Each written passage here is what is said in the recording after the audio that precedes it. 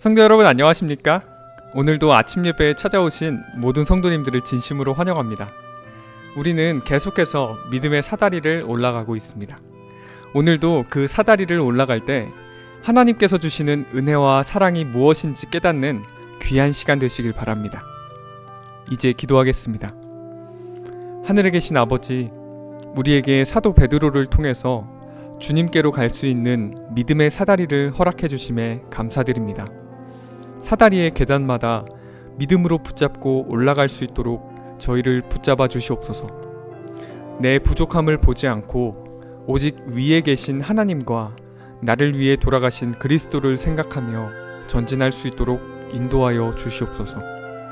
오늘도 권면해 주시는 목사님과 말씀을 듣는 모든 성도들이 진리로 연합될 수 있도록 인도하여 주시옵소서. 예수님의 이름으로 기도드립니다. 아멘. 오늘도 믿음의 사다리 시리즈가 이어집니다. 제목은 형제 우애의 미덕입니다. 이제 목사님께서 교제를 통해서 권면의 말씀을 전해주시겠습니다. 오늘 우리가 형제 우애의 미덕이라는 말씀에 대해서 살펴보도록 하겠습니다. 베드로후서 1장 7절입니다. 오늘 사다리의 그 마지막 부분으로 우리가 올라가는 것입니다. 베드로후서 1장 7절 경건의 형제 우애의 사랑을 공급하라. 자, 성도 여러분 한번 생각해 보세요. 우리가 이 믿음의 사다리를 지금까지 살펴보았죠? 어떤 사람이 믿음이 있고 절제를 하고 인내하고 경건한데 그 사람이 형제를 사랑하지 않고 형제 우애의 사랑이 없으면 어떻게 될까요? 그 사람의 신앙은, 그 사람의 삶은 참 이상하게 보일 것입니다.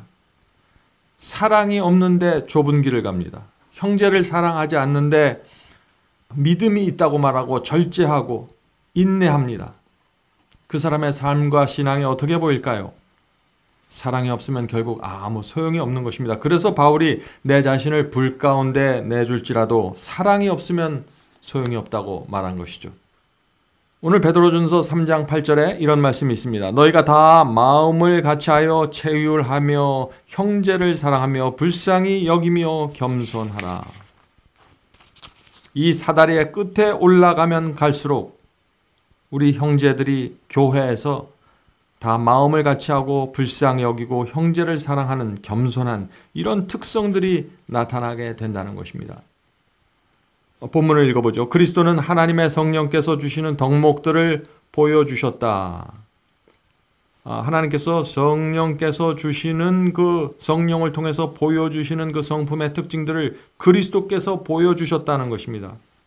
그것을 받아들이기만 한다면 인간은 교만을 버리고 자신을 높게 여기지 않으며 그리스도께서 그의 형제 영혼을 위하여 무한한 값을 지불하셨기 때문에 하나님 앞에서 형제를 귀하게 평가함으로 내부적으로나 외부적으로도 온전한 사람으로 꼴지어질 것이다. 우리가 어떻게 하면은 예수께서 보여주신 것처럼 그런 삶을 살 수 있을까요? 교만을 버리고 나를 높이 여기지 않으며 형제를 귀하게 평가하며 안으로나 밖으로나 어떻게 그리스도를 닮을 수 있을까요? 정말 그것이 가능할까요? 오늘 우리가 이 문제를 좀 살펴보려고 하는 것입니다. 자, 그 다음에 계속 본문을 읽어보죠. 경건을 소유한 사람은 사다리를 한 걸음 더 높이 올라가면서 이 덕목을 더할 것이다. 경건하다고 공언하는 사람들, 경건의 사다리까지 온 사람들은 사랑까지 올라가게 된다는 것입니다.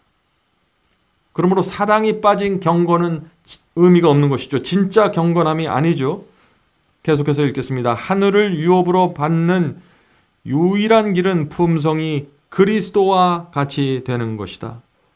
성도 여러분, 어떻게 우리가 그리스도와 같이 될 수 있을까요? 그리스도와 우리가 정말 같은 인간일까요? 그리스도는 하나님의 아들이기 때문에 이 땅에서 그렇게 살 수 있었지만 우리는 죄된 본성을 갖고 이 땅에 태어났는데 어떻게 우리가 그리스도와 같은 길을 걸을 수 있을까요? 오늘 우리가 좀 그 문제를 좀 살펴보려고 하는 것입니다. 로마서 1장 3절에 보면 이런 말씀이 있습니다. 이 아들로 말하면 그리스도를 말하면 육신으로는 다윗의 혈통에서 나셨고 성결의 영으로는 죽은 자 가운데서 부활하여 능력으로 하나님의 아들로 인정되셨으니 곧 우리 주 예수 그리스도니라. 그리스도에 대해서 바울이 어떻게 설명합니까? 육신으로는 다윗의 혈통, 다윗의 유전자를 받고 태어났는데 성결의 영, 성령으로 태어나셨다 하죠. 성령의 영으로는 하나님의 아들로 인정되었다는 것입니다. 그래서 이 그리스도께서 하늘과 땅을 연결하는 사다리가 된 것입니다. 왜냐하면 육신으로는 다윗의 혈통으로 태어나셨기 때문에. 그래서 히브리서 4장 14절은 이 그리스도를 완전히 우리의 모본으로 제시하고 있는 것입니다. 히브리서 4장 15절. 우리에게 있는 대제사장은 그리스도를 말하는 것이죠. 우리에게 있는 대제사장은 우리의 연약함을 체휼하지 아니한 자가 아니요 그리스도는 우리와 같이 연약함을 체휼했다는 것입니다. 인간이 갖고 있는 그 연약함들, 죄로 쓰러지는 그런 연약함들을 그리스도께서 체휼했다는 것입니다. 그래서 계속해서 읽어보죠. 모든 일에 우리와 한결같이 시험을 받은 자로되 죄는 없으시니라. 성도 여러분, 예수님과 우리와 차이가 있을 수 있습니다. 예수님은 한 번도 죄를 범한 적이 없고 예수님은 하나님의 아들이셨고 그러나 죄와 유혹을 대하는 그 면에 있어서는 이 히브리서가 뭐라고 말하나요? 모든 일에 우리와 같이 한결같이 시험을 받은 자로되 죄는 없으시다. 우리처럼 한결같이 똑같은 모습으로 똑같은 위치에서 시험을 받았습니다. 그러나 예수님은 성령의 능력으로 그 은혜를 붙잡고 승리하셨다 하는 것입니다. 그래서 예수께서 우리의 모본이 되고 우리가 타고 올라가야 될 사다리가 될 수 있었다 하는 것입니다. 만일 예수님이 우리와 전혀 다른 종류의 인간이었다면 예수님은 우리의 사다리가 될 수 없습니다. 우리는 그분을 밟고 올라갈 수가 없는 것이죠. 자, 히브리서 2장 14절과 16절 18절을 보겠습니다. 14절입니다. 자녀들이 피와 살을 나누는 자가 된 것 같이 그 역시 그리스도 역시 같은 모양으로 동일한 것을 함께 나눈 자가 되심은. 자, 저와 여러분이 피와 살을 부모로부터 받은 것처럼 그리스도 역시 피와 살을 동일한 것을 함께 나누었다 하는 것입니다. 자, 이 말씀이 무슨 뜻인가요? 16절에 설명이 나옵니다. 진실로 그분께서는 자기 위에 천사들의 본성을 취하지 아니하시고 자기 위에 아브라함의 씨를 취하셨도다. 그리스도는 하나님의 아들이셨지만 이 땅에 인간으로 내려오실 때 그분께서는 사람으로 내려오셨다는 것입니다. 천사의 본성이 아니라 사람의 본성, 아브라함의 본성을 취하셨다는 것입니다.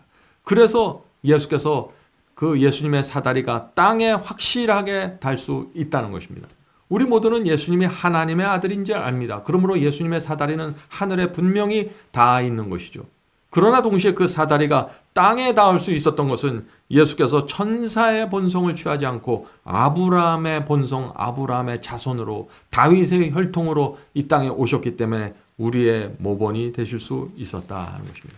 이것이 사다리가 하늘과 땅에 닿을 수 있다는 것입니다. 그래서 우리가 아까 로마서에서 1장에서 읽은 것처럼 육신으로는 다윗의 혈통에 나셨고 성결의 영으로는 하나님의 아들로 인정받았다는 말이 이 사다리의 시작과 끝이 하늘과 땅으로 연결되어 있다는 것을 말씀드리는 것이죠. 자, 마지막으로 히브리서 4장 15절을 읽겠습니다.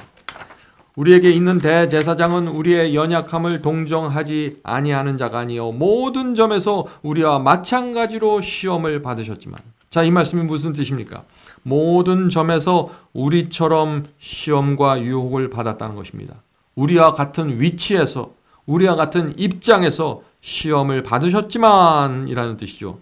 시험을 받으셨지만 죄는 없으신 분이요.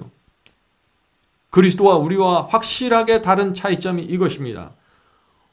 그리스도는 인간이 아니고 우리는 인간이고 여기서 차이가 나는 것이 아니라 차이점은 성령에서 차이가 나는 것입니다. 예수께서는 성령을 충만히 받으셨습니다. 날마다 기도함으로써 성령의 은혜 가운데 깊이 들어가심으로 사신 것입니다. 우리도 그렇게 살아야만 예수께서 가신 그 사다리, 예수께서 가신 길을 따라갈 수 있다는 것입니다. 자, 계속해서 읽어보겠습니다. 그러므로 우리가 긍휼하심을 받고 때를 따라 돕는 은혜를 얻기 위하여 은혜의 보좌 앞에 담대히 나갈 것이니라. 예수께서 이 땅에서 인간이 되셔서 사셔서 우리의 연약함을 이해하십니다. 우리를 불쌍하게 보시는 것입니다. 그래서 우리가 예수님의 긍휼하심을 바라보면서 필요할 때마다 은혜를 받기 위해서 하나님의 은혜의 보좌 앞에 담대히 나갈 수 있는 것입니다. 왜 담대히 나갈 수 있습니까? 예수님은 이 땅에 살아보셨죠. 예수께서 제가 받는 이 유혹과 시험을 예수님은 이해하시죠. 그래서 우리가 예수님 앞에 담대히 은혜를 받기 위해서 나간다는 것입니다. 성도 여러분, 오늘도 우리가 이 예수께서 이 땅에 내려주신 이 사다리를 받고 하나님의 거룩한 사랑 안으로 올라가게 되길 간절히 바랍니다. 자, 기도하고 마치겠습니다. 하늘에 계신 아버지, 하나님께서 이 땅에 그리스도라는 사다리를 내려주셔서 감사합니다. 우리가 그 사다리를 한 계단 한 계단 밟고 그리스도의 사랑까지 나아갈 수 있도록 도와주시옵소서. 예수께서 이 땅에 인간이 되셔서 우리에게 모본을 보여주셨다는 사실을 우리가 믿고 바라보고 용기를 갖고 믿음으로 전진할 수 있도록 도와주시옵소서. 하늘에 계신 아버지, 저희가 주님을 믿지만 형제 사랑과 우애까지 나가지 못한 때가 많이 있습니다.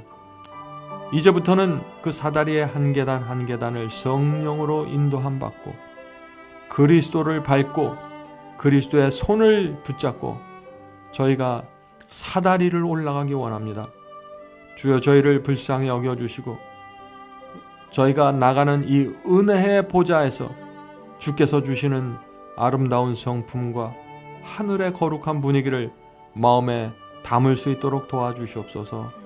이 모든 말씀 예수님의 이름으로 간절히 기도합니다. 아멘.